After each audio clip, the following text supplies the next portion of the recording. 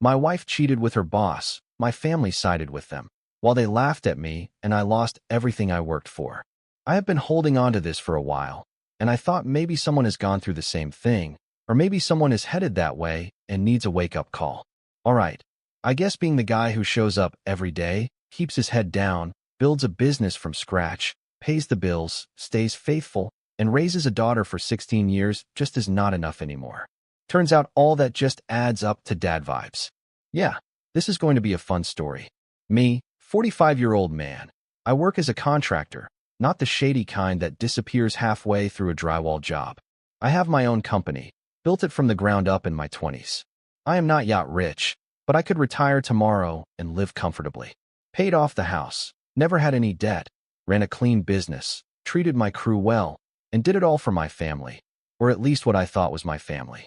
My ex-wife, let us call her Clara, 38 years old, worked in human resources. Used to tell me she loved how grounded I was, that it made her feel safe. I now know that was code for you are the guy I settled for until someone more exciting and stylish comes along. We have a daughter, Hallie, 16 years old. Used to be my little shadow, now looks at me like I am a walking loser. Anyway, for the first decade, everything was good, typical couple stuff. I worked, Clara worked, we took trips, bought her an SUV, paid for private school, braces, new phones every year. Clara did not make a lot. I did not care. That was my role, right? Provider, protector, pack mule, whatever you want to call it. She used to brag to her coworkers that her man could fix anything. I would sometimes catch her watching me while I did repairs around the house.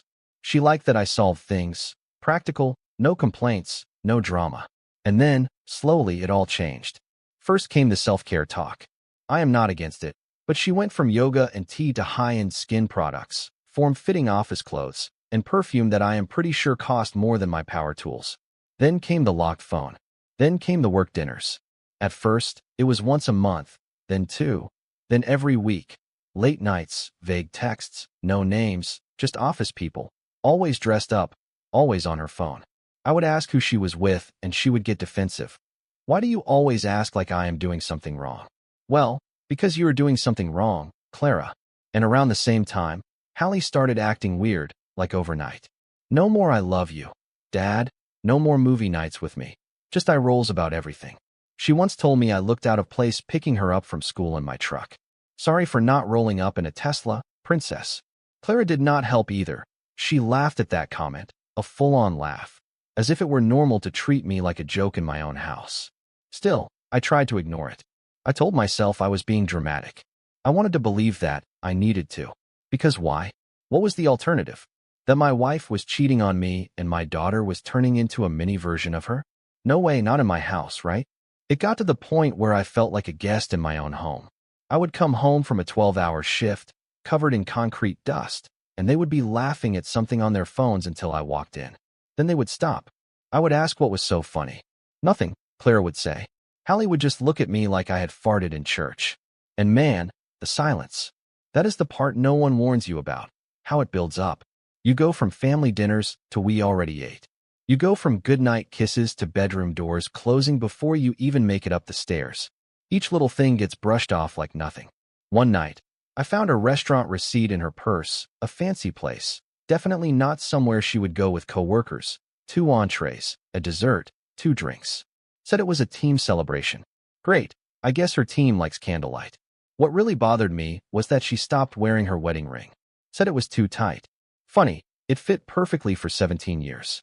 I am not some emotionally stunted caveman.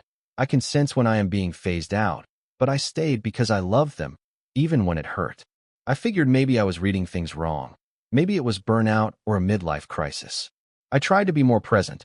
I cooked, I cleaned, I planned a weekend getaway. Clara said she was busy. Hallie too. Always busy now. Too busy to talk. Too busy to answer my calls. Too busy for her dad, who gave her everything she ever asked for. And still, I held on. I know how that sounds. But when you have invested your whole life in people, you do not just walk away because things get weird. You try, you fight for it. Deep down, I probably knew I was the only one still fighting. I just did not want to admit it yet. That is when Logan entered the picture. The first time I heard his name, Clara mentioned him like she was talking about the weather. My new supervisor's name is Logan, He got transferred from another branch. That was it. No red flags, just an update. Oh, great. Congrats on your new boss. The next time I heard the name, Logan said we should dress more professionally for meetings. She said it while putting on a blouse I had never seen before.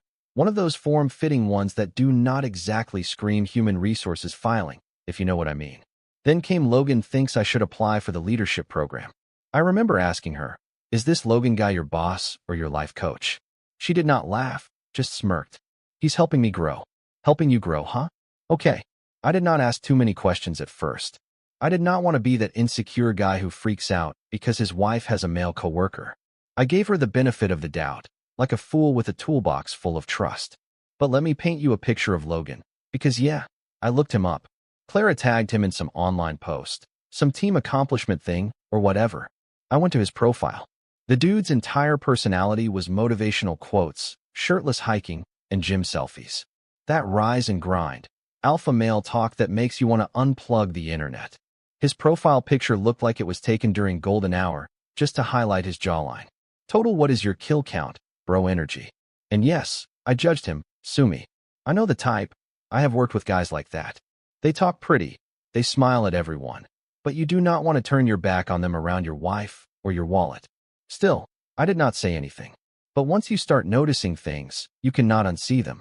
Clara would drop his name casually way too often, like she could not finish a sentence without bringing Logan into it. Logan says that new time-tracking software is a nightmare. Oh, Logan brought lunch for the team again. Oh wow, brought lunch, must be love. And I swear, every time she said his name, her voice would get a little lighter, not like she was singing, but with that fake casual tone people use when they want to sound chill, but inside they are dying to talk about someone. And then came this part. One day, she came home late, said she was at a work dinner. I said, great, who was there? She blinked. Oh, just the usual team. I said, you mean Logan? Her jaw tightened, just a little, very subtle. She nodded. Yes, him too. Why? I said nothing. I had a lot of reasons, but I was not going to get into it like some jealous teenage boyfriend. I was not going to give her the satisfaction. I stayed quiet, watching, gathering intel. That is when more signs started popping up. A new gym membership. Suddenly, she cared about macros and protein intake. Her phone was never far from her, and she started giggling at texts again. Not even our daughter got those kinds of giggles from her. Speaking of Hallie, she started getting an attitude. I do not know how else to explain it. She started acting like she knew something I did not, giving me that you will figure it out eventually, old man look. And I swear, the whispered phone calls between them went from sporadic to daily. Hallie stopped talking to me altogether unless she needed something. And even then, it was always with attitude. Why are you asking where mom is? Why do you care what she's doing? Excuse me, since when do I need permission to ask where my wife is? I tried to stay calm. I kept trying to fix things the only way I knew how, by doing things. I fixed up the house, cooked more often, bought Clara a spa day to relax. She thanked me and left the gift card on the counter for 2 weeks. That kind of rejection does not scream, it just builds up, like termites. And one night, I was cleaning up after dinner, by myself, because Clara was at a work event and Hallie said she'd already eaten, and I opened the trash to throw something away. There was a takeout bag from a fancy Italian place, nowhere near her office, definitely not somewhere I would have taken her. 2 sets of cutlery, 2 drinks. I asked Hallie about it. She shrugged. Mom picked it up after work. I said, for the 2 of you? She said, yeah, and walked away before I could say anything else. I wanted to believe her. I really did, but the puzzle pieces were not fitting anymore. Every work dinner, every ignored call, every fake laugh from across the room, and Logan, always Logan. I started thinking about checking her phone, but I did not. Not because I did not want to, but because I knew that if I did, it would be real. Really real. Like once you see it, there is no going back. So I waited. I was getting closer, I could feel it. Something big was coming. I just did not know when, but I was going to find out, and when I did, game over for the reliable background husband role. Turns out, I did not even have to do anything dramatic like put a tracker on her or go full FBI mode. They brought the show right into my living room. It was a Friday. I finished work early, a railing installation on a front porch wrapped up ahead of schedule, so I thought I would surprise the girls, maybe pick up a pizza and have a movie night, like old times. I get home around 5:45. There is an unfamiliar black Audi parked in the driveway. I sat there for a minute. It was not a neighbor's car, not a friend of Hallie's, and definitely not one of Clara's co-workers. I know what cars they drive because I used to give her rides to work events. This car looked expensive, clean, flashy, and it was parked like it owned the place. I got out slowly, no stomping, no rage, just a quiet dread growing inside me, like my bones already knew what was coming. I went in through the garage, keys in hand, expecting, maybe, I do not know, a surprise party, some weird but innocent explanation. Instead, I walk into the kitchen and there is a full-on candlelit dinner happening, as if I was not even on the lease. Fucking Logan, sitting there at my table, in my chair, in a perfectly ironed, form-fitting shirt, smiling like he was the guest of honor at some awards ceremony. Clara was across from him. In that red blouse she only wears on special occasions, hair done, lips painted, laughing like she was 25 again, and the quarterback just asked her out. Oh, and Hallie was there too, sitting between them, smiling, twirling her fork, acting like this was not a scene straight out of a Twilight Zone episode. No one noticed me at first. They were too busy being whatever this was. I stood there for at least 10 seconds until Clara finally looked up. Her smile vanished so fast it could have cracked a wine glass. Logan turned around calmly, like I had just walked into his house. He looked me up and down, dust on my jeans, work boots on, tool belt still around my waist, and gave me a nod like, "Oh, hey man." No shame, no panic, just a smug, condescending calm. Hallie did not even blink. "Why are you home so early?" she asked, like I was the one ruining everything.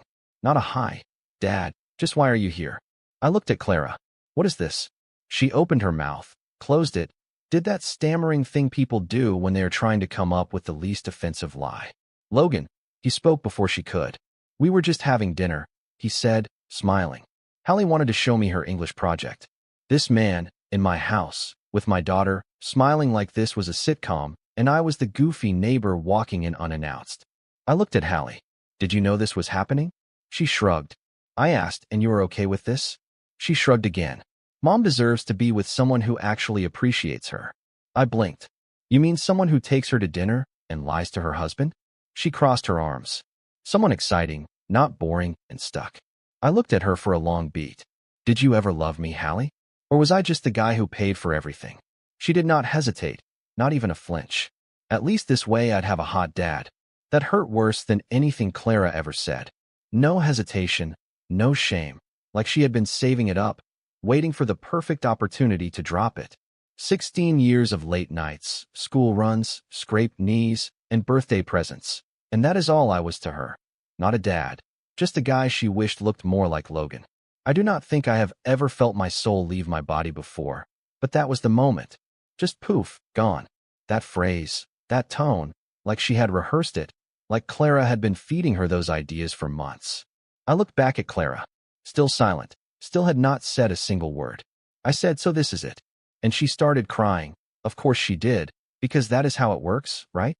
They push you to your breaking point, and when you finally call them out, that is when the waterworks start. "I didn't plan for it to be this way," she said, her voice shaking.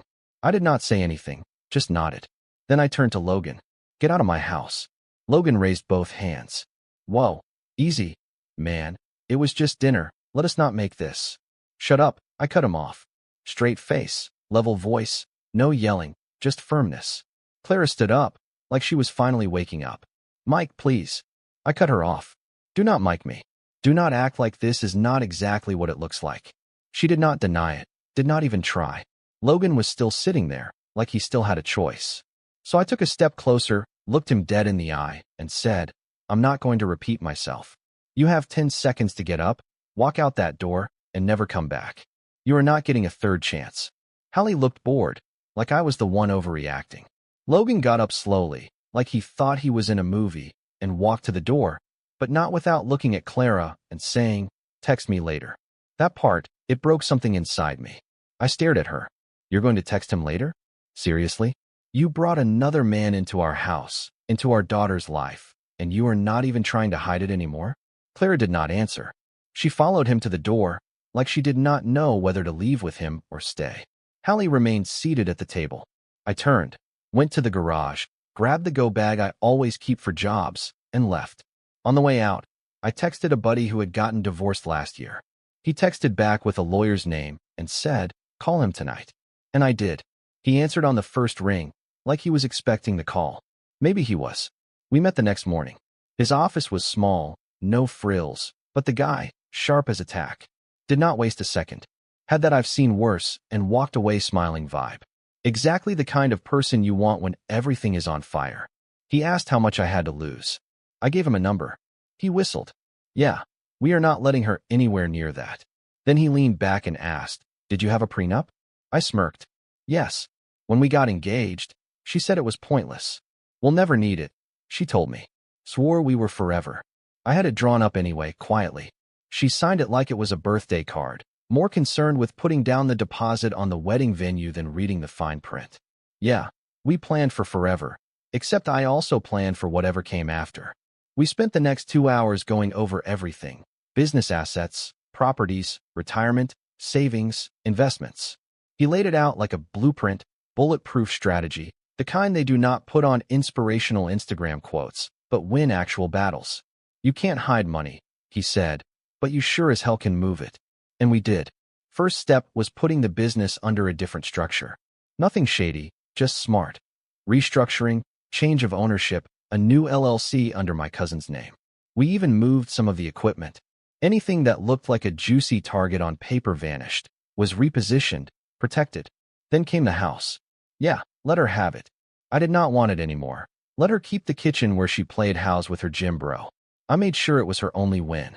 She was not touching the business, not the long-term investments, not the money I set aside before we were even married. Clara knew I had money, but she did not know how it was set up. That was always her mistake. She thought the house and cars were the main prize. She forgot about everything behind it, the boring part. Turns out, being boring makes you very hard to rob. For the next few weeks, I played along. I came home, but barely spoke. Did not argue, did not even ask questions. Just came in, did my routine, and left. I knew if I started making moves too fast, she would get spooked, and the last thing I wanted was her lawyer getting any ideas. One night, she came into the garage while I was working on the lawnmower. No reason, just stood there, with that "can we talk" energy hanging in the air. "Mike," she said, her voice very soft, "I have been doing a lot of thinking lately." I kept working, did not look up. "I made a mistake," she continued. "I got distracted, things felt weird between us, and I guess I looked for something that wasn't real. In another life, maybe I would have felt something, but now all I could think about was how ironic it was that the woman who said we'd never need a prenup was now standing in front of me, trying to fix something she had signed years ago, without even reading it. "You didn't deserve how I handled any of this," she added, her voice just shaky enough to sound rehearsed, but not entirely fake. I gave her a silent nod, the kind that keeps someone dangling. She took another step. "I want to fix this. I want to fix us." I wiped my hands with a rag. "It takes two to want that." She smiled, like she thought that meant she was getting somewhere. I was just giving her enough attention to keep her distracted while I finished building the firewall. What she did not know was that I was already recording. Legally, by the way, one-party consent in our state. Had my phone propped up behind the cordless drill on the workbench, microphone on, video rolling. I did not do it to humiliate her. I did it because I knew how people like Clara operated. Rehearse the apology, then manipulate the narrative.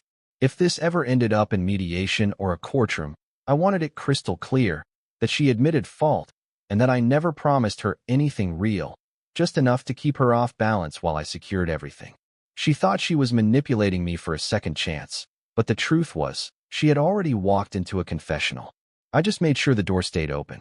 Meanwhile, my lawyer and I were working behind the scenes, freezing accounts, redirecting automatic payments, reassigning beneficiaries. I even changed the mailing address on a lot of documents to a P.O. box she did not know about. And I took one last step that really sealed it all. I created a fake investment opportunity. I told Clara I had a chance to get in on a new real estate development out of state. Huge profits, big return in 2 years. She lit up immediately, asked a few questions, tried to sound casual. I said, "If this goes through, we are talking 7 figures. Hook, line, and sinker." She started being nicer, cooking again, asking if I needed anything. Even Hallie asked how my day was once, like she was reading from a script. They thought I was buying it. I was just giving them more rope. And I kept that lie going for 3 months. Then, when everything was in place, I told Clara over breakfast that the deal fell through. Turns out the land had zoning issues. The whole project went belly up. Her face, I will never forget it. She dropped her fork mid-bite. Did not say a word, just looked at me like I had lost a winning lottery ticket. 2 weeks later, the notification came. She filed first. Figured that would give her an edge. It did not. I had proof, plans, backup copies of the backup copies. She was expecting to walk away with a fat check, full custody of Hallie, and probably some Instagram stories about how she was thriving. What did she get? The house I'd paid off, the maintenance bills, a small fraction of what was visible, and a reality check. Her lawyer did not stand a chance. Mine was ready. Hers looked like she had Googled divorce lawyer near me the night before. And when the prenup came out, dead silence. Clara's lawyer looked like he had swallowed a nail when he saw it across the table. Started flipping pages like he was looking for a loophole that did not exist. He tried to argue, but you cannot unsign something just because it is inconvenient now. She lost all her leverage the day she called a legal document bad energy. Clara's face went white.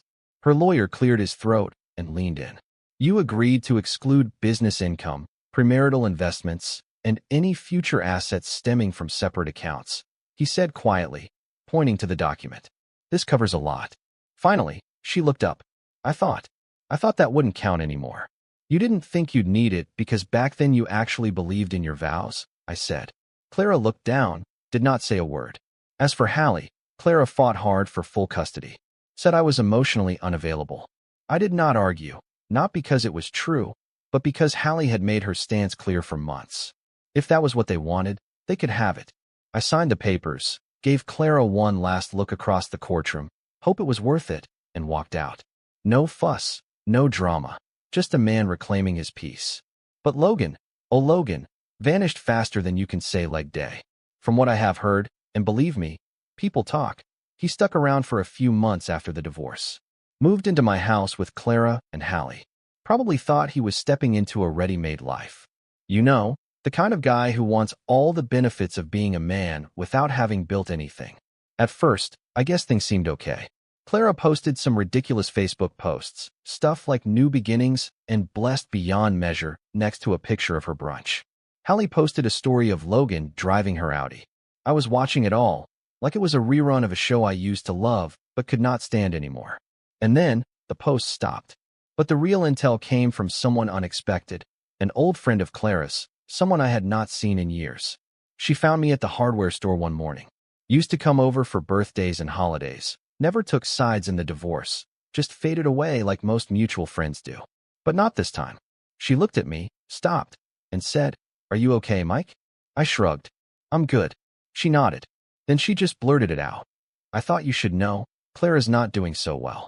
I raised an eyebrow. She leaned in, like we were about to trade state secrets.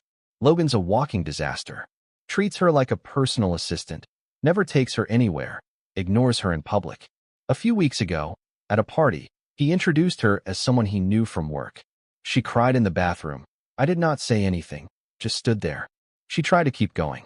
"Mike," she continued, "new clothes, new makeup, talking about getting serious with Logan, but everyone could see he wasn't about it. He's also sleeping around. Everyone knows. She's just pretending she doesn't." And then she said the thing that stuck with me. "You deserved better." And just like that, she was gone. Back to the paint aisle. I got in my truck and sat there for 10 minutes, letting it sink in. I did not feel happy. I was not gloating. They made their choices. Now they got to live with them. Clara had built a fantasy in her head. A new man, a new life. But she forgot that flashy fades. And when the excitement goes, all that is left is who the person really is. Logan was not a husband. He was not a dad. He was not a provider. He was a pretty face without an ounce of character. And when things got rough, he bounced. It was not long before Clara came crawling back. She did not come back with dignity, did not seek me out with humility, did not own up to anything. She came back like they always do, when the music stops and they realize the person they gambled on was not built to last. It started with small things. Missed calls from blocked numbers, emails that started with "I have been thinking" and ended with "maybe we could talk," like we were college exes catching up over coffee. like she had not just torched the house I spent 2 decades building. The one that really got me, Clara sent a message through my company's contact form, like I was a service she used to use and maybe wanted to rehire. Subject, just wanted to talk. Yeah, me too, a year ago. I ignored it. But she did not stop there. Clara showed up at one of my job sites, heels on, lipstick perfect, holding herself like someone who thought a few tears and an apology could turn back time. Can we talk? I did not hesitate. No. She was stunned. I was not done. You do not get to destroy a marriage, chase a fake guy, drag our daughter through it all, and then show up when things do not go your way. She tried to interrupt. I shut her down again. I do not need closure. I do not want answers. And I am not the same guy who used to stand out in this driveway waiting for you to look at me the way you looked at him. She did not say much after that, just nodded and left. Good. A week later, Hallie showed up. Same driveway, same regretful face. Asked if she could come live with me. Said Logan had taken off months ago. Clara tried seeing another guy who used her for what little she had left, and then vanished. Told me Clara was constantly angry now. The house was falling apart, and Hallie felt like she was living with a stranger. I let her talk. I let her cry. Then I told her the truth. You cannot just come back to safety after helping someone burn it down. She tried to apologize again. I did not yell. I did not raise my voice. But I was clear. I was never the plan B. I was the whole damn plan. You chose someone else's idea of success over mine. That is fine. But choices have consequences. She asked if I would ever let her come back. I did not answer right away. She was sitting across from me on the tailgate of my truck, swinging her feet like she did when she was 6.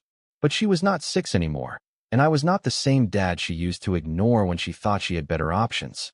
So, she said, trying to force a smile, maybe someday we can go back to how it was. I looked at her. I really looked at her, and all I saw was the same girl who stood by that dinner table while her mom played house with another man without saying a word. The same girl who called me stuck, boring, who rolled her eyes at the man who paid for everything she ever had, who dismissed me from my own house like I was a stranger. You want to go back? I said. You want to go back to the version of me you couldn't even look in the eye? Her face changed. You want to go back to movie nights and birthday cakes after saying Mom deserved someone with status? After sitting across from me and taking the side of the man who disrespected me in my own home? She tried to interrupt. I did not let her. I begged you to see what was happening. I gave you everything, every ounce of energy I had as a father, and you threw it away like it was worthless. And now that the ground you chose is cracking, you're looking for something solid again. She was crying now, hands covering her face, shoulders shaking. It is not that I did not have a heart. I still loved her. But love is not a reset button. I looked straight ahead. I did not sugarcoat it. I do not think I can let you come back. Not fully, not like before. She froze. I kept going. I'm not doing this halfway. I'm not cracking the door open just so you can test if it is warm in here. I have a life now, one that is not based on guilt or manipulation. More silence. Then she whispered, so that's it? I did not say that. This is just the reality of what happens when someone takes advantage of the person who loved them unconditionally. I got up, brushed the dust off my jeans, and gave her one last look. I'm not angry anymore, but I'm also not available. You cannot break something and act surprised when it does not work the same way anymore. She did not argue. She did not yell. She did not plead. Just sat there for a minute, then got up and walked away without a word. That silence was not awkward. It was peace. The kind of peace you earn when you finally stop leaving doors open for the people who left you. But here is the part they will never know. While they were falling apart, I met someone. I did not plan it. I was not looking. I was not on dating apps or trolling bars like some midlife crisis dude. It happened naturally. She is a civil engineer, works in infrastructure. We met during a permitting dispute on one of my projects. She found a mistake in a county report that saved me thousands, and I knew right then. This woman is not here to be impressed. She's here to build. She does not care about titles. She does not brag. She is quiet, focused, smart. And when she looks at me, it is not like she is scanning to see if she can do better. It is like she sees exactly what is in front of her, and she likes it. I did not need fixing. I was already fixed, but I have to admit, she made moving on a hell of a lot easier. She once asked me what happened with my ex. I said, she wanted someone flashier. I stayed grounded. She smiled and said, flashy does not last. Concrete does. We are not rushing anything. We both like our space, but she knows who I am, and that is more than I got from my own wife and daughter for years. I now have a stable business, peace and quiet, a good woman by my side, and zero illusions. When everything settled down, I made myself a promise. I will not waste any more time on people who do not see my worth. So I got back in the gym. Nothing crazy, just consistency, 3 days a week, no excuses. The weights did not lie to me.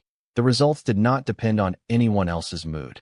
I picked up the guitar again, too. Just me, the strings, and zero bullshit. I started woodworking, like I always said I would. Built my own workbench, carved a coffee table that came out damn good. Every hour I used to spend trying to fix them, that time went back into fixing me. I am not healed. I am not thriving. I am just living, the way I should have been all along, without anyone trying to make me feel small for being dependable. Clara and Hallie thought I would be here, broken and waiting. I am not waiting. I am building. And this time, I am only letting in people who know how to hold a hammer.